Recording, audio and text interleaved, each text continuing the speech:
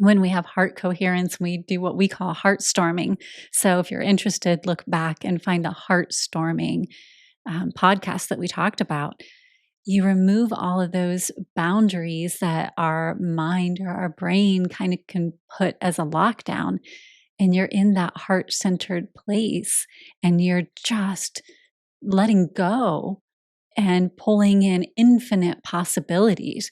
Now, will every one of them be possible? Probably not, right? At least not right now. But you've started the ball rolling.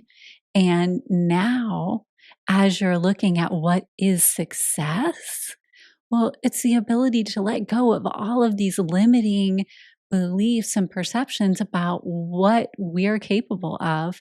And yeah, maybe it won't happen, but letting go of the perception that nothing is possible happened and that there's only one thing that you're capable of doing, that went away. And so suddenly you're breaking down all of these barriers. And so the one thing that came through might not happen, but look at all the many little things that did happen as a result of allowing yourself to let go of perceived barriers and boundaries because you brought that thing in, right? So it's this amazing opportunity to allow your heart to expand your mind. That's something you don't hear very often, is allow your heart to expand your mind. It just reminds me of one of the quotes. One of the first quotes that you ever shared with me was, knowledge is limited by awareness. Like, you could have all the skills and knowledge relative to how to paint, but if you don't have the awareness of what to paint, what does it matter? You might be stuck. It might just maintain a blank canvas. And it's like, how do I move forward?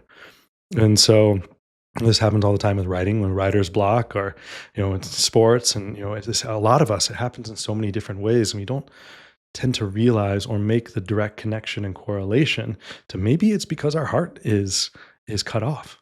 It's shut down. It's blocked off to kind of either those around us or even to ourselves.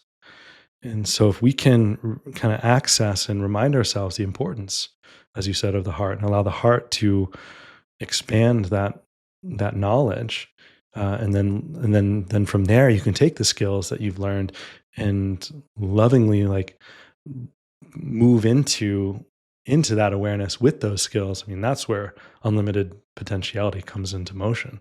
It reminds me of when people say, my heart's just not in it, Yeah. right? It's Ah, crazy how we have sayings for these things and we right. just don't even put it together. Yeah, I didn't even think about that. Yeah, But it's it's not in there. it. It's like if your heart's not in it, then you tend to like start to shut down. But if your heart's in it, it's like, and suddenly you're inspired to do so many things in that area. So if your heart's not in it, figure out why. And it doesn't mean you shouldn't be doing it or you can't do it. It just means that maybe there's something blocking that passion or that expansiveness. And it very well might be that there's an emotion that came up around it that's blocking it. Happens all the time with athletes, as you say, when they get the yips, Mhm. right? The yips, I think, are a huge indicator of your heart's not in it for some reason. Something freaked you the frick out, right? And now all of a sudden, it doesn't mean that you're not passionate about the sport. You still love it, but there's just some kind of a mental block that got in your way that's likely caused by an emotion that got triggered that might not even be related to the sport that you're playing.